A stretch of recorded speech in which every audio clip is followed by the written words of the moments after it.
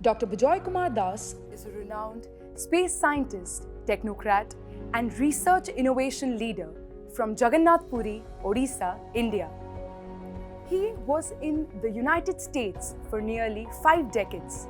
Dr. Das is also a scholar of the Indian scriptures and is renowned for his spiritual discourses on Srimad Bhagavad Gita. Today, we have him presenting pravachan and devotional songs and sharing his thoughts on spirituality and humanity in the august presence of Dr. Professor Vishwanath Karat Sir, the founder of MIT and the one who conceived the world's largest peace dome. Thank you very much, धन्यवाद।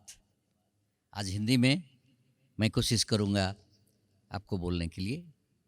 मेरे परम मित्र श्री विश्वनाथ कराट जी और मेरे मित्रों, आज मेरा बड़ा सौभाग्य है कि आपके बीच में आज यहाँ मैं ये गुंबज के भीतर बैठा हूँ, जिसको मैं बनते हुए देखा था, आज तैयार हो गया और वहाँ बैठ के मैं आपको संबोधन कर रहा हूँ।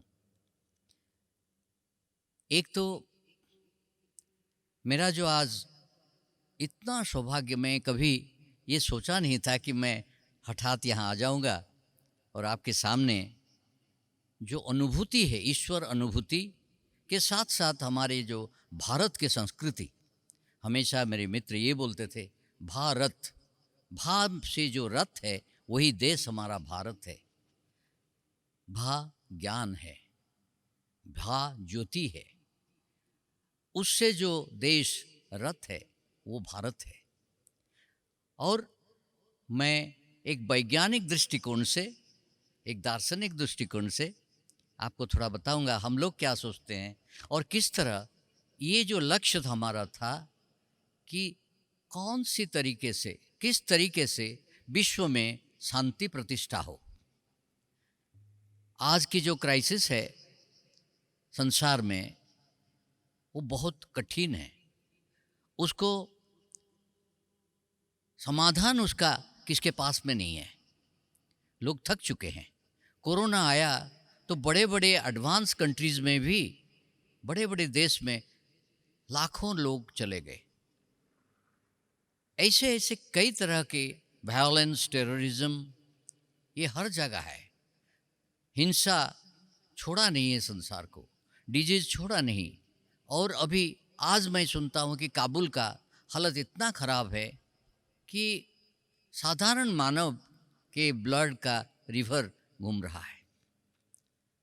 ये कोई अच्छी चीज़ नहीं है संसार के लिए।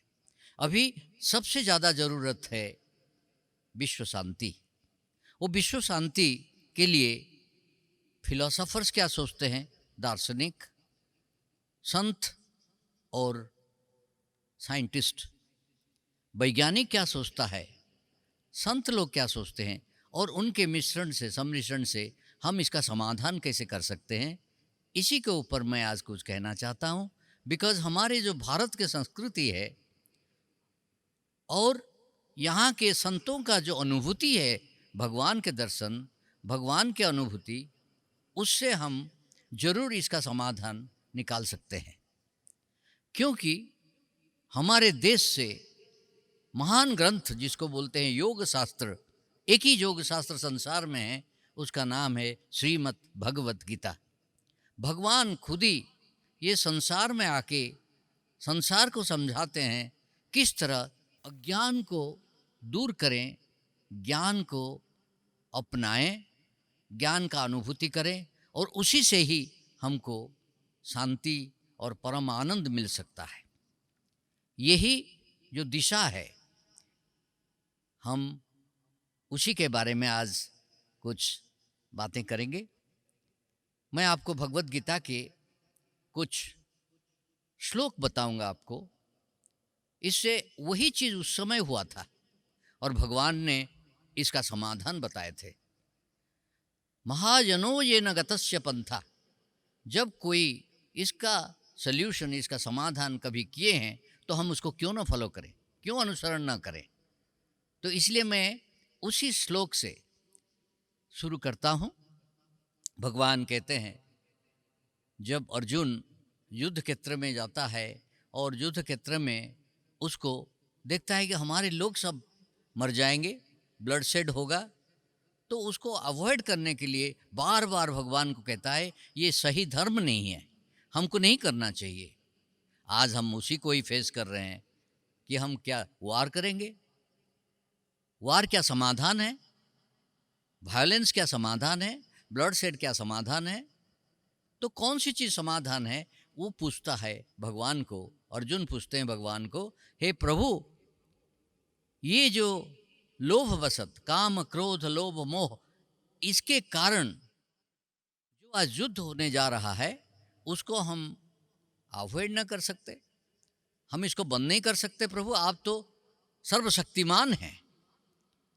अब देखिए महाभारत में हम जाएंगे तो महाभारत में भगवान बहुत कोशिश की। जब भगवान सबसे शक्तिशाली है, वो जाते हैं शांतिदूत बनकर और कहते हैं देखो युद्ध ठीक समाधान नहीं है, युद्ध ना करो, हिंसा ना करो, शांति चाहिए।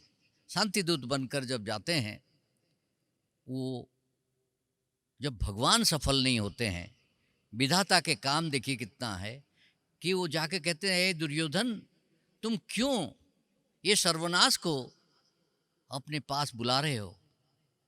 उसको तुम बंद कर सकते हो। हे अंध धृतराष्ट्र, हे महाज्ञानी, हे परम पिता, हे महाज्ञानी विश्वदेव, हे द्रोणाचार्य, आप सब यहाँ बैठे हैं, आपके हाथ में कुछ भी नहीं है कि ये वार, ये युद्ध, ये ब्लड शेड, ये बंद कर सकते हैं? सब लोग चुपचाप है, सब लोग कुछ बोल नहीं पाते हैं।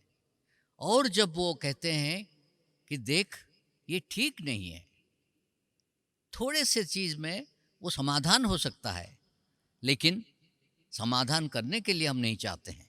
यही आज उसी की हालत आज भी यही है। और जो भगवत गीता में समाधान बताए हैं, आज मैं उसी को आपके सामने रखना चाहता हूँ। भगवान को जब ये स्थिति आ गई कि वो समाधान नहीं कर पा रहे हैं शांतिदूत बनकर भी, तो दुर्योधन को कहते हैं, दुर्योधन, सिर्फ तुम्हारा परिवार नहीं, कई परिवार ध्वंस हो जाएंगे। तुम क्यों नहीं सोचते हो तुम्हारी कुछ लोभ मोह, इसके कारण तुम संसार को तबाह करना चाहते हो? दुर्योधन मानता नहीं है। दुर्योधन उनको बंदी करना चाहता है, भगवान को बंदी करेगा। वहाँ तक हो जाते हैं हम। आज वही हालत है, बड़े बड़े देश के यही हालत है। ये सोचते हैं हम सब कुछ कर देंगे। जब भगवान को वो बंदी करना चाहते हैं, तब भगवान को जो नहीं दिखाना चाहिए था उनका विराट रूप दिखाते हैं। तू क्या मुझे बंद करेगा रे?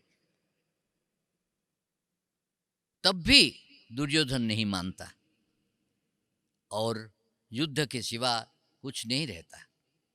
आज मैं उसका कुछ उदाहरण आपको देता हूं। आजकल क्या हो रहा है? आजकल वही हालत है कि विभिन्न तरह के डिस्ट्रक्टिव वेपन्स हमारे वैज्ञानिक लोग उसको बनाए हैं।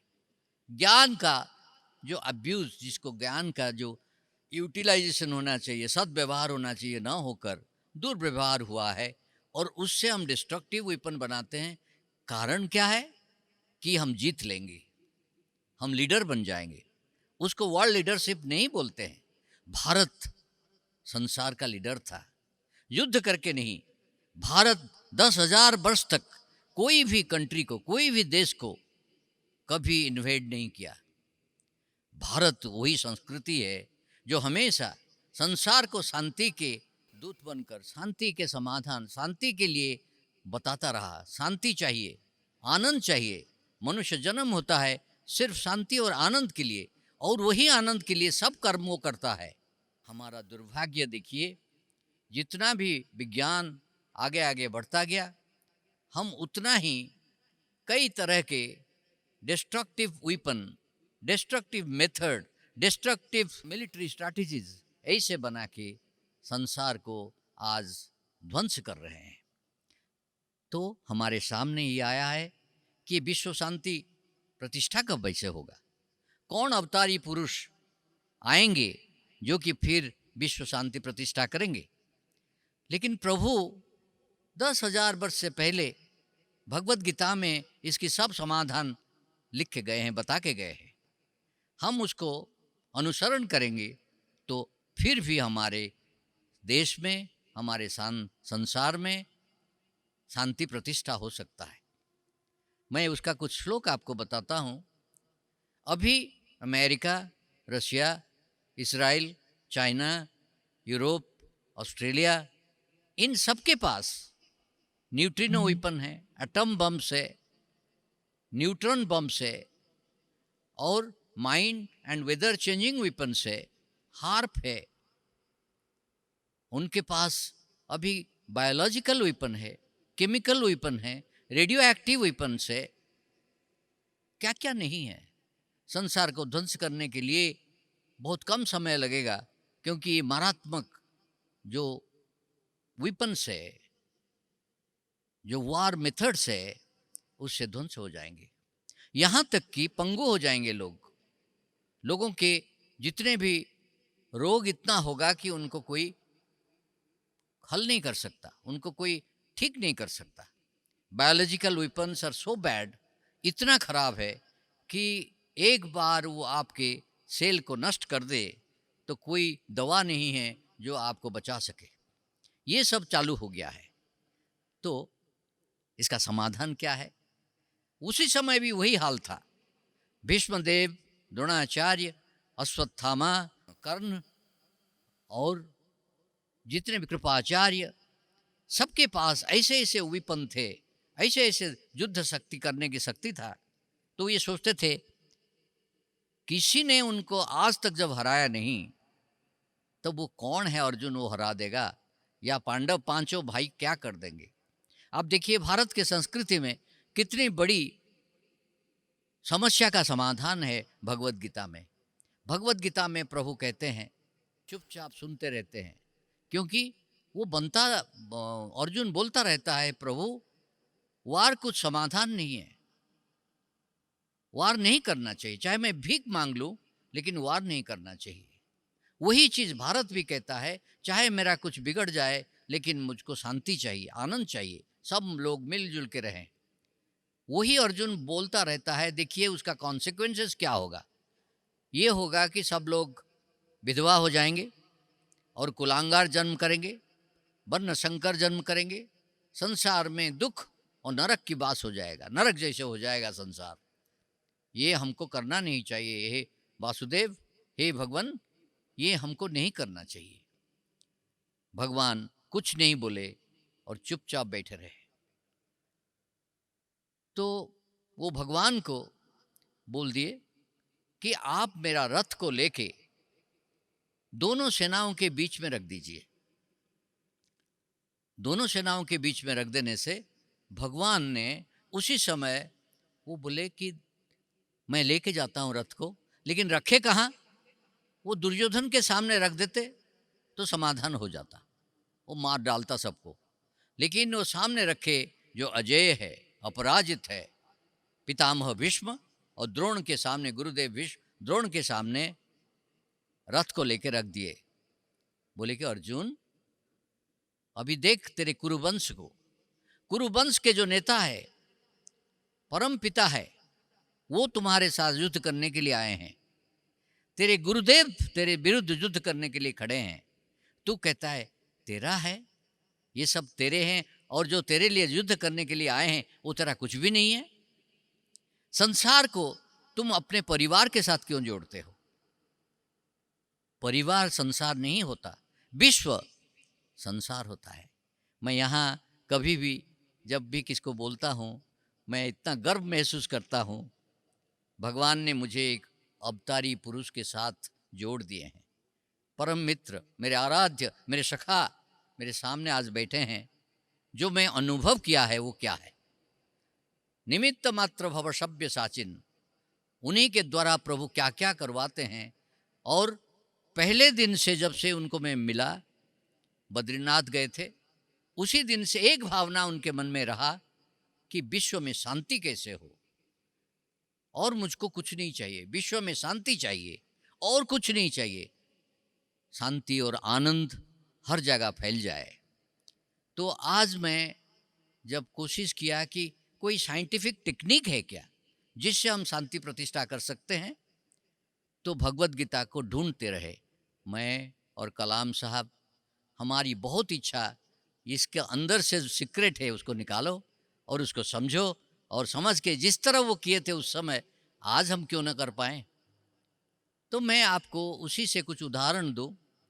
इतना बात करने के बाद भगवान जब शुरू करते हैं द्वितीय अध्याय, जिसको सांख्य योग बोलते हैं, वो कहते हैं कुतस्त्वाकस्मलम इदम विषमे समुपस्थितम अनार्यजुष्टमश्वर्यम अकीर्तिंकरम अर्जुन क्लैब्यं माश्मगमः पार्थ न एतत्त्वयि उपपद्यते क्षुद्रम हृदय द्रौबल्यम त्यक्त्वा उत्तिष्ठ परंतप। अरे अर्जुन, ये कहाँ से, ये एक योद्धा हो, जिस काम कर्म के लिए आए हो उसको करो।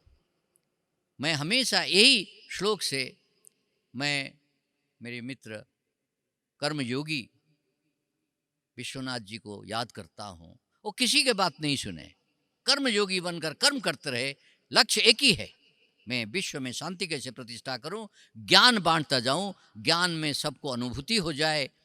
ज्ञानं लब्ध्वा पराम शांति अचिरेणाधिगच्छति श्रद्धावान लभते ज्ञानम तत्परः संयतेन्द्रियः ज्ञानं लब्ध्वा पराम शांति अचिरेणाधिगच्छति। उसी मंत्र पर वो चलते गए। आज जो कुछ मंच में मैं आज देख रहा हूँ, ये एक दृष्टिकोण है और एक हमारा प्रयास है कि हम इसी के द्वारा संसार को शांति के पाठ पढ़ाएं, शांति आने के लिए तरीका बता दें, और जो तरीका हमारे संस्कृति में, भारत संस्कृति में था और हम उसको अनुभव किए हैं, उसी को सबके सामने हम रख दें।